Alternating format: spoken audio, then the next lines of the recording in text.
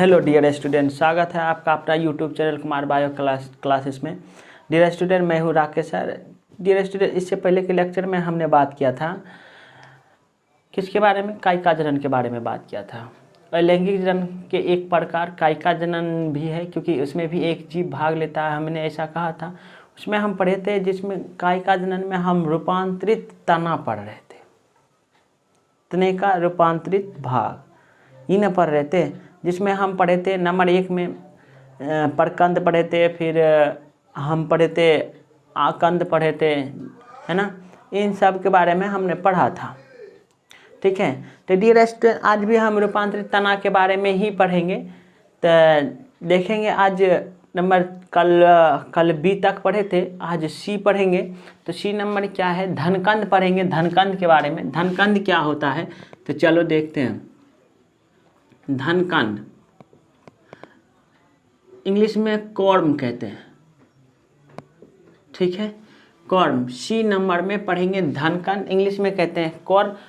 ये भी एक तने का रूपांतरित भाग है, ठीक है, तने का रूपांतरित भाग है। ये प्रकंद का संगणित रूप है। प्रकंद देखे ना आपने, बस फर्क इतना होगा, देखो प्रकंद का रूपांतरित, देखो वो वर्टिकल यानी क्षैतिज में होता है, ठीक है, क्षैतिज में, और ये होगा उदर्ग, ठीक है, बस इतना फर्क होता है, ठीक है। तो हम देखेंगे, चलिए कॉर्म के बारे में पढ़ लेते हैं। कॉर्म क्या है? तो ये प्रकंद का संगणित रूप है जो उदर्ग रूप से जमीन के अंदर वृद्धि करता, और इसके कक्ष में कक्षस्थ कलिकाएं होती है, जिससे नए पौधे का क्या होता है? विकास होता है। जैसे में आता है ओल, ठीक है, ओल का इंग्लिश होता है एमोर्फोफेलस। तो चलिए हम एक बढ़िया से यहाँ पर लिख लेते हैं, ये प्रकंद, प्रकंद का संघनित रूप है, जो उदर्ग, ठीक है, उदग्र रूप से जमीन के अंदर क्या करता है? वृद्धि करता है। जो उदर्ग रूप से जमीन के अंदर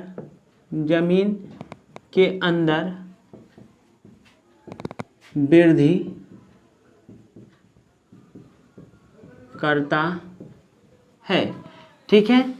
अब देखो, ये जमीन के अंदर उदर्ग रूप में वृद्धि करेगा, किसके अंदर? जमीन के अंदर। इनमें भी, ठीक है, इनके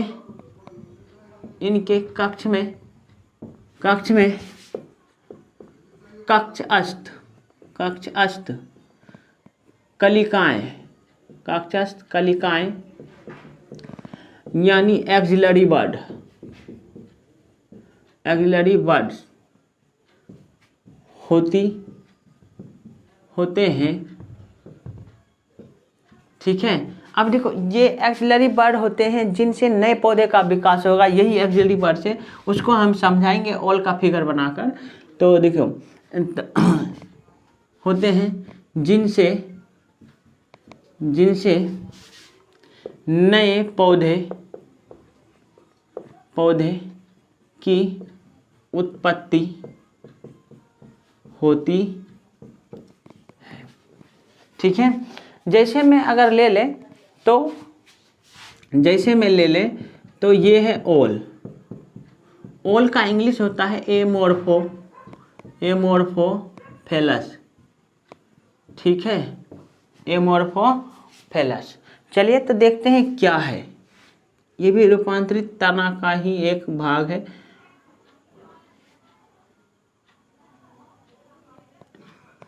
ठीक है।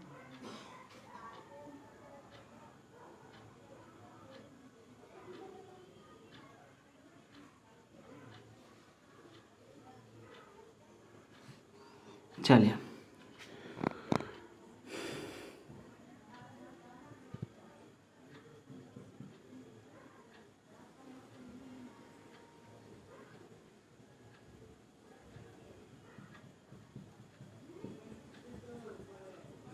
ये ओल है।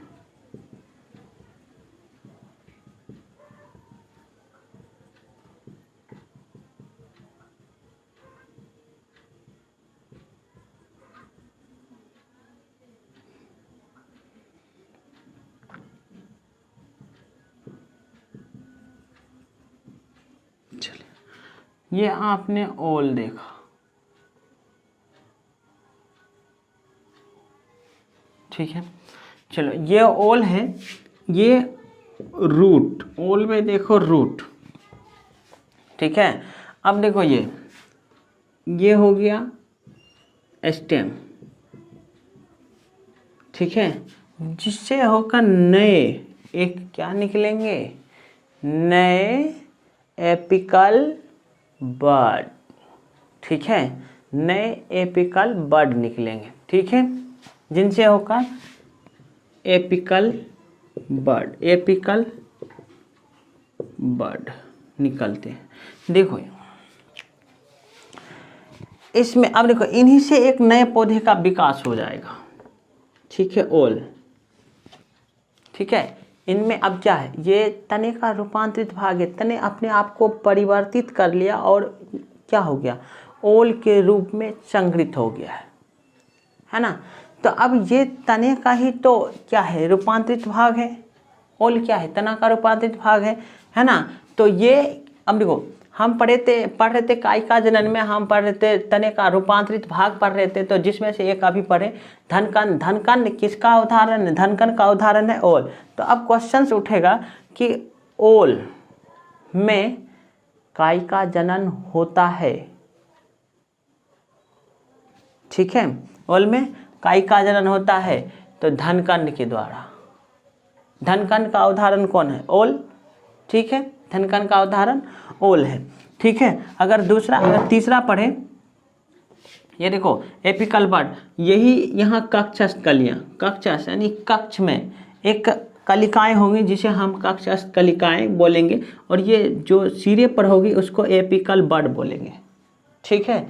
सिरे पर ही तो निकलती है बड यानी कलिकाएं, है ना, तो उनसे एक नए पौधे का विकास हो जाता है, इसलिए इसे एपिकल बड कहते हैं, ठीक है। ओल में ये रूट इस तरह से दिखता है आपको, इस तरह से जड़, ठीक है। तो चलिए आगे देखते हैं, आगे देखें तो इसके बाद हम पढ़ेंगे शलकंद, ठीक है।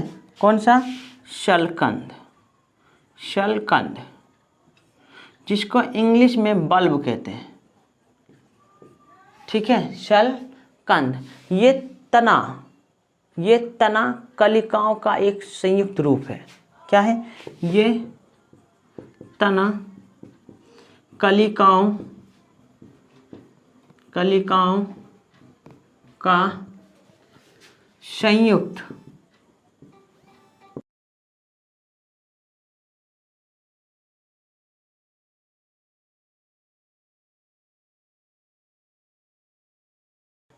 यह तने का संयुक्त रूप है, तने या तना कलिकाओं का संयुक्त रूप है। इसमें बहुत छोटी, इसमें बहुत छोटी कक्षस्थ दिखाते हैं अभी कैसा होता है। कक्षस्थ कलिका होती है जिनसे नए पौधे का विकास होता है, ठीक है डियर स्टूडेंट। अब देखो हम बल्ब के बारे में पढ़ रहे हैं, तो अब देखो बहुत छोटी अग्रस्थ एवं कक्षस्थ कलिकाएं होती है, अग्रस्थ एवं कक्षस्थ, ठीक है, बहुत छोटी अग्रस्थ एवं बहुत छोटी अग्रस्थ एवं कक्षस्थ कलिकाएं होती है जिनसे नए पौधे का क्या होता है, विकास होता है। इसका एग्जाम्पल है डियर स्टूडेंट प्याज। क्या एग्जाम्पल है, प्याज। एग्जाम्पल के तौर पर लिखें तो ये प्याज, इंग्लिश जानता ही है, ऑनियन, ठीक है, प्याज। अब देखो इस प्याज आपको अगर देखें यहाँ प्याज का फिगर यहाँ बना लेते हैं, ठीक है।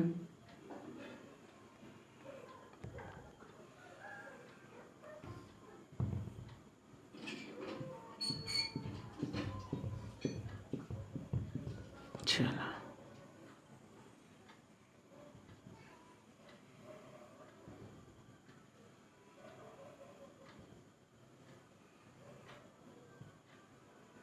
ये प्याज, ठीक है।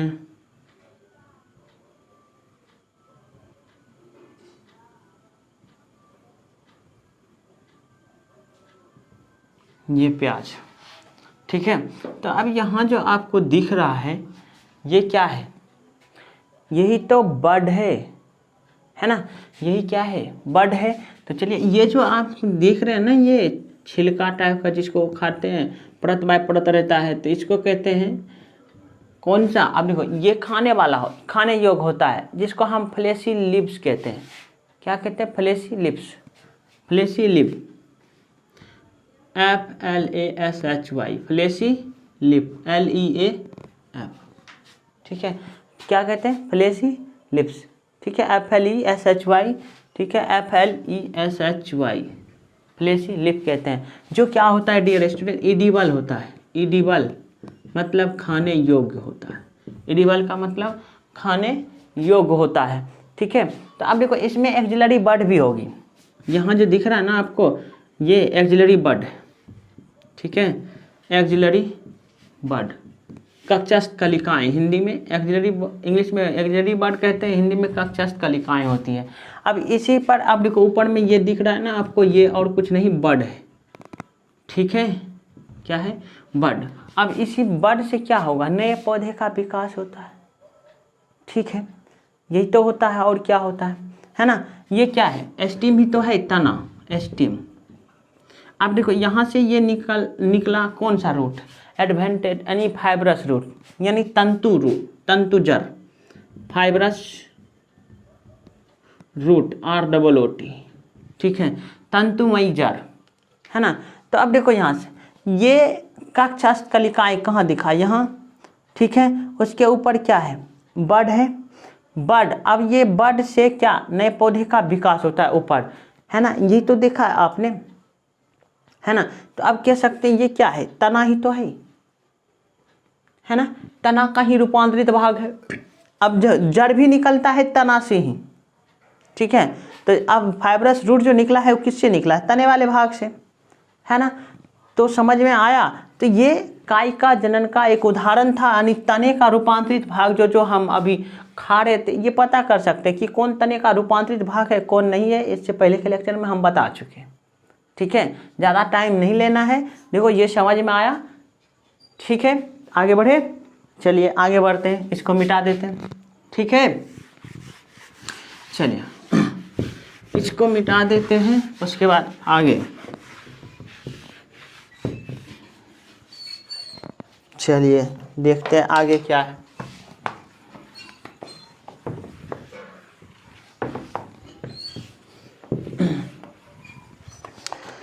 आगे हम पढ़ेंगे, सी पढ़े, डी पढ़े, अब ई पढ़ेंगे। ई में हम पढ़ेंगे भूप्रसारी।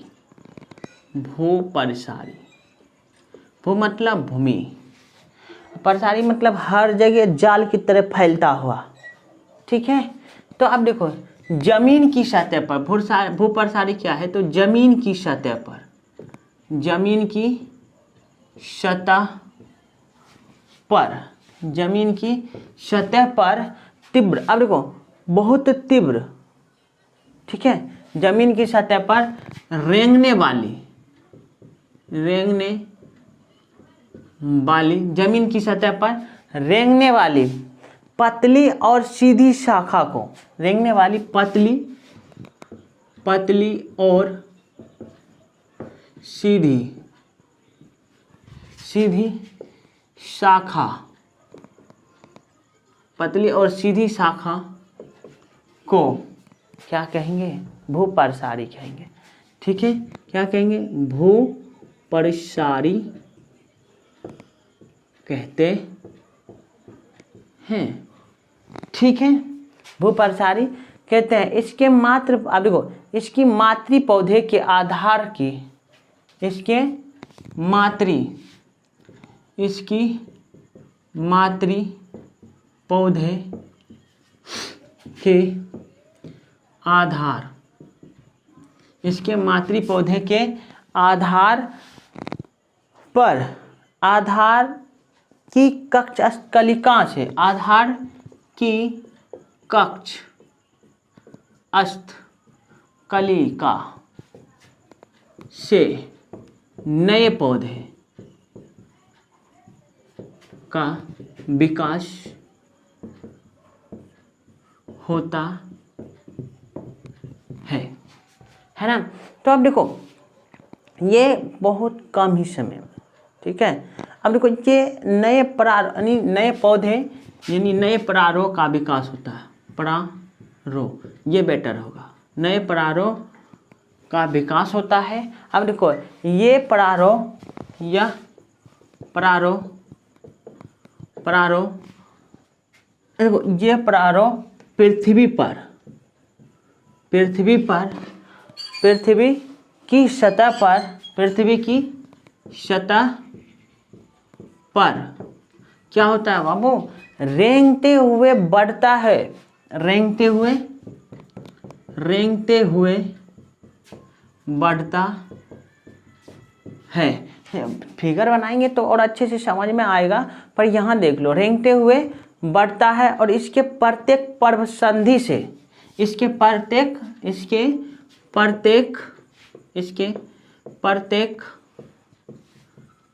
पर्व संधि से, देखो पर्व संधि, प्रत्येक पर्व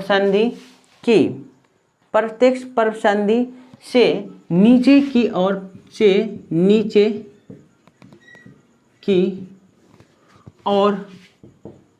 अपस्थानिक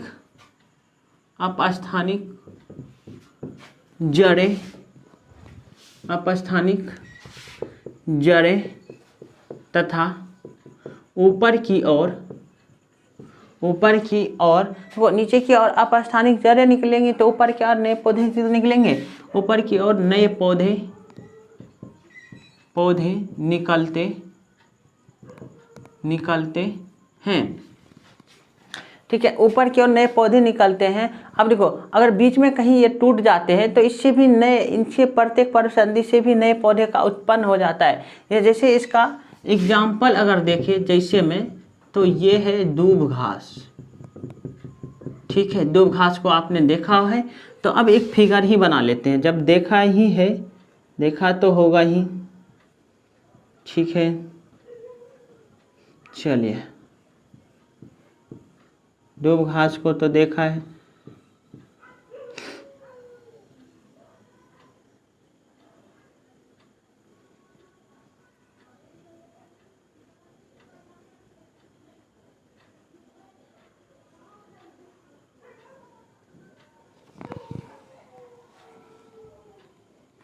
ये दूब घास है,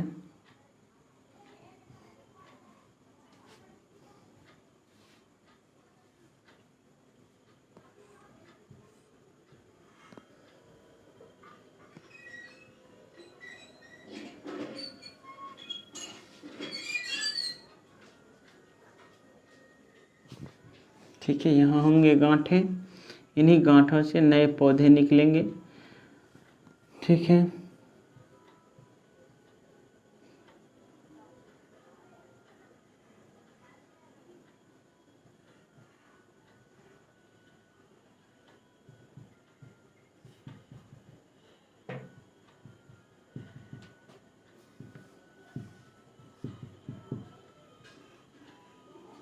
चलिए देखो ये तो समझ में आ रहा होगा, ठीक है।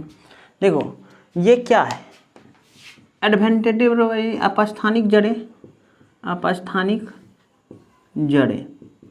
ठीक है। ये क्या है, अपस्थानिक जड़ें, और ये दिख रहे हैं तो लीफ दिख रहे हैं, लीफ, और ये क्या है, स्टेम, ठीक है। और ये क्या है, नोड है।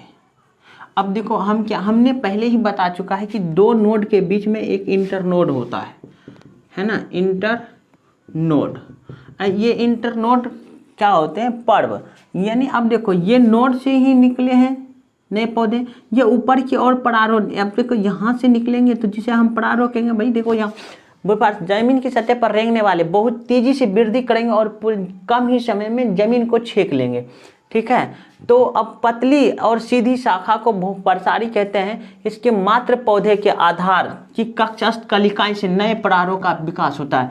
तो देखो ये मात्र पौधा है, तो उसके आधार तो यही हुआ ना तना, तो यहाँ जहाँ नोड है वहाँ से एक नए परारोह का निर्माण होगा और वो धीरे धीरे विकास करेंगे और ये पृथ्वी की सतह पर रेंगते हुए बढ़ता है।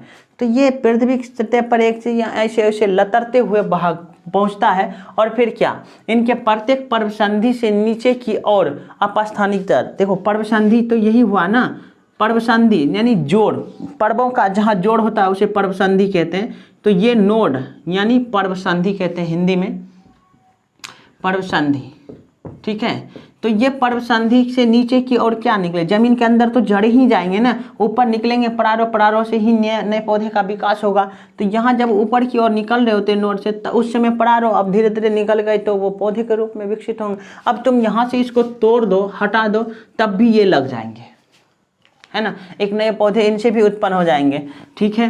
अब मतलब नोड होनी चाहिए, एक नोड होनी चाहिए। इसको तोड़ के हटा दो इधर तो कोई फर्क नहीं पड़ने वाला, इसमें नोड नहीं है, इसमें नोड है तो इससे नए पौधे का क्या हो जाएगा, विकास हो जाएगा। तो समझ में आया, काय का जनन हुआ, इसमें सिर्फ एक ही जीव भाग लिया, तू तो नहीं लिया, है ना। तो समझ में आ गया आपको, ठीक है।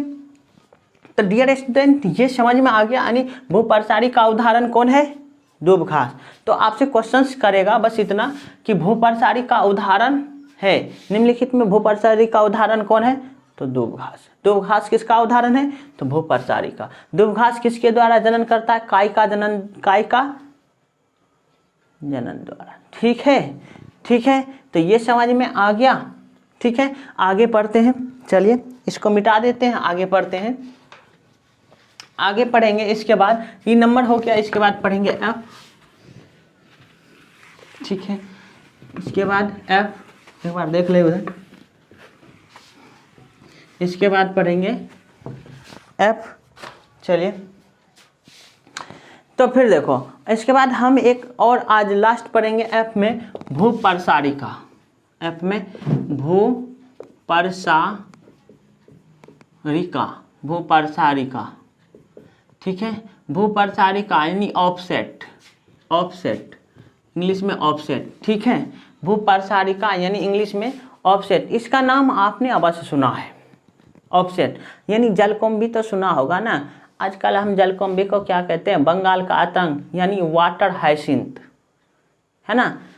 जलकुंभी को सुना है ना, जिसको आप गांव के लैंग्वेज में लकवा भी कहते हैं, है ना, गांव में लकवा कहते हैं उसको, है ना, बोकना भी कहते हैं, है कि नहीं, है ना। तो लेकिन जलकुंभी भी दो तरह की, एक छोटी होती है तो एक बड़ी होती है ना। तो छोटी को पिस्टिया और बड़ी को इकोर्निया कहते हैं, है ना। तो उसको पढ़ेंगे, पर हम यहाँ देख लेते हैं ये क्या है। ये भूप्रसारी के तरह ही यानी वो जमीन पर रेंगता था, कौन, भूप्रसारी। और यहाँ भूप्रसारी का जो है वो कहाँ, पानी पर रेंगेगा, है ना। पानी की सतह पर कम ही समय में इतना ज़्यादा छेक लेगा ना, तो अंदर में जो जीव है उन पर काल मंडरा जाता है। यानी उन, अब देखो यहाँ मानो एक तालाब है, उसमें क्या है, आ क्या, वाटर हाइसिंथ। अब वाटर हाइसिंथ के नाम से भी जाना जाता है, यानी बंगाल के आतंक के नाम से भी जाना जाता है जलकुंभी। जलकुंभी को हम बंगाल के आतंक भी कहते हैं, है ना। तो इससे घबराना नहीं, क्योंकि क्वेश्चन पूछ चुका है बोर्ड में कि यानी बंगाल का आतंक किसे कहते हैं, तो जलकुंभी को कहते हैं, ठीक है।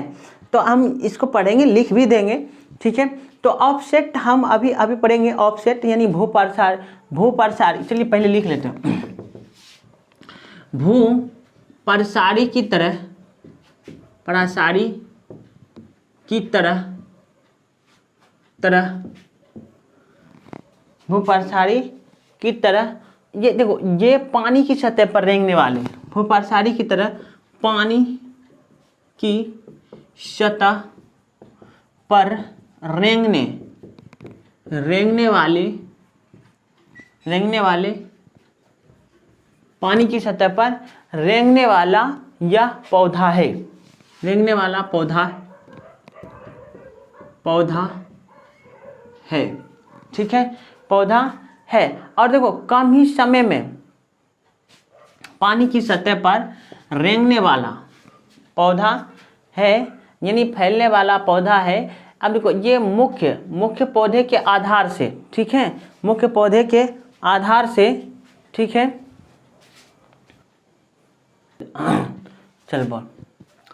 चलिए भूप्रसारिका के बारे में बात करते हैं। तो ये भूप्रसारी की तरह पानी की सतह पर रेंगने वाला पौधा होता है। मुख्य पौधे के आधार से परागण निकलता है और जिसके सिरे पर पत्तियों का समूह ऊपर की ओर। अब देखो, पहले हम समझ लेते हैं कि लकवा बनाने तो आता है, चलिए देखते हैं बनता है कि नहीं।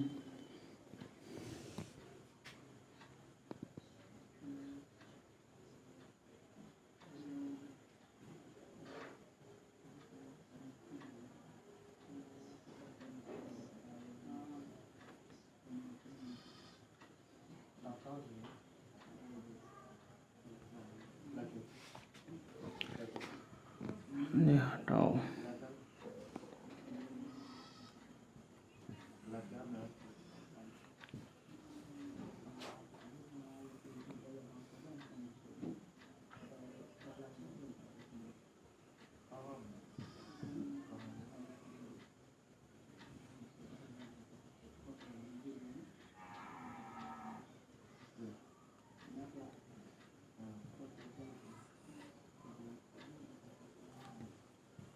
ये जलकुंभी है।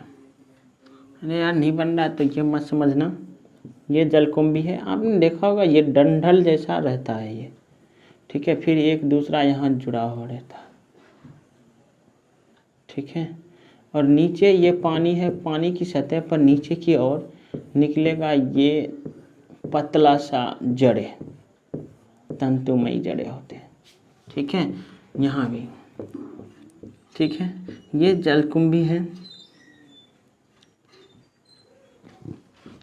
ठीक है। अब देखो क्या होता है, कह रहा है ऊपर की ओर यहाँ से ये नोड वाले भाग से ही तो ये पौधे निकलेंगे और जड़ें भी तो नोड वाले भाग से ही निकले, एवं प्रकार से फिर इससे निकलेगा, एवं प्रकार से निकलेगा। तो पर यहाँ देखो, ऊपर की ओर परारो यही जो निकलता है ना, परारो छोटा होता तो परारो, जब बड़ा हो जाता हो तो पौधे। तो अब देखो यहाँ नीचे अपस्थानिक जड़ें, ठीक है, नीचे अपस्थानिक जड़ें निकलती है, यही है ना, नीचे जड़ें निकलती है पतला सा। अब ये जल में होता है, ऊपर यहाँ वही बात। तो क्या ये बहुत ही कम समय में इस, अब देखो ये भारत में आया था कैसे, ये विदेश का पौधा है, भारत में आया था कैसे। तो इनके फूले जो देखा होगा, जलकुंभी का फूल है ना, वो जो फूल है ना, फूल बहुत अच्छा दृश्य देखने में बहुत अच्छा लग रहा था, इनके पत्तियाँ बहुत अच्छे लग रहे थे। तो भारत सरकार द्वारा इसे लाया गया। जब लाया गया ना, तो ये मतलब पानी में, यानी जिस तालाब में दिया ना, तो उस तालाब में क्या हुआ, इतना ने मतलब छेक लिया, कम ही समय में, कम ही दिनों में इतना ना छेक लिया कि पूरा तालाब ये छा गया। जब छा गया तो नीचे का जो जीव था वो मरना शुरू हो गया, है ना। तो अब हुआ क्या था कि ये ऑक्सीजन खींचना शुरू किया। अब नीचे वाले जीव को ऑक्सीजन नहीं मिल रहा, इसको प्रकाश, नीचे वाले जीव जो शैवाल है, शैवाल को भी प्रकाश संश्लेषण प्रक्रिया, मतलब प्रकाश संश्लेषण करने का मतलब प्रकाश मिल नहीं रहा है, तो वो भोजन बनाएगा। तो मतलब किसी तरह से परेशानी आने लगा, नहीं जल में नीचे बहुत बड़ा एक तरह से महाविपत्ति आने लगा, है ना। तो मछलियाँ मरने लगी, कई सारे जीव हैं सब मरने लगे। तो उस, अब देखो, जब देखा तो इसको काट कर हटाना शुरू किया। जब हटाना शुरू किया, जितने टुकड़े जो होते थे ना, उतने पौधे, नए पौधे बन जाते थे।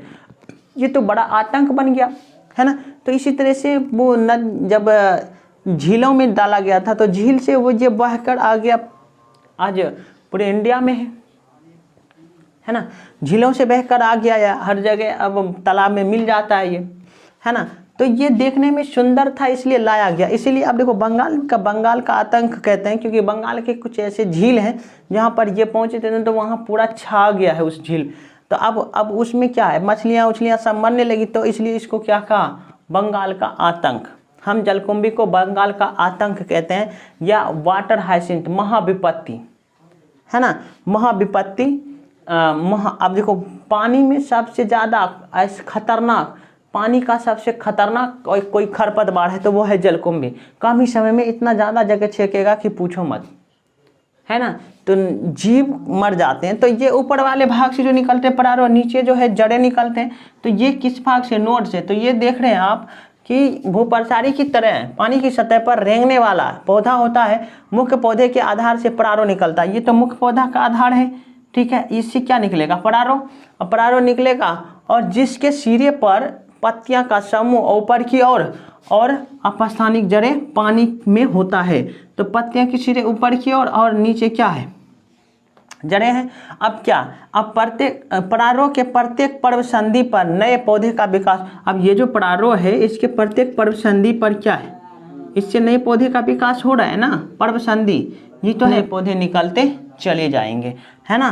तो उदाहरण है छोटी जलकुंभी और बड़ी जलकुंभी। तो डियर स्टूडेंट, अब देखो छोटी जलकुंभी और बड़ी जलकुंभी, बड़ी जलकुंभी को इकोर्निया और छोटी जलकुंभी को पिस्टिया। तो क्वेश्चन ये रहेगा कि भूप्रसारिका का उदाहरण है पिस्टिया, इकोर्निया दोनों, ठीक है।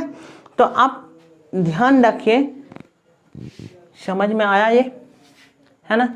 तो डियर स्टूडेंट, आज का लेक्चर यहीं तक रखेंगे। तो हमको लग रहा है कि हम आपको बेटर दे पा रहे हैं, क्योंकि हाँ अच्छे देखते हैं, लाइक करते हैं, तो थोड़ा सा खुशी हो रहा है। तो डियर स्टूडेंट, मैं आपसे एक बात कहना चाहूँगा कि जो न्यू स्टूडेंट है जो देख रहे हैं, वो उससे हम कहेंगे कि सब्सक्राइब जरूर करें और देखें, पूरा वीडियो देखें। नहीं से कुछ भला तो होगा, पूरा वीडियो देखें, ठीक है, पूरा वीडियो देखें।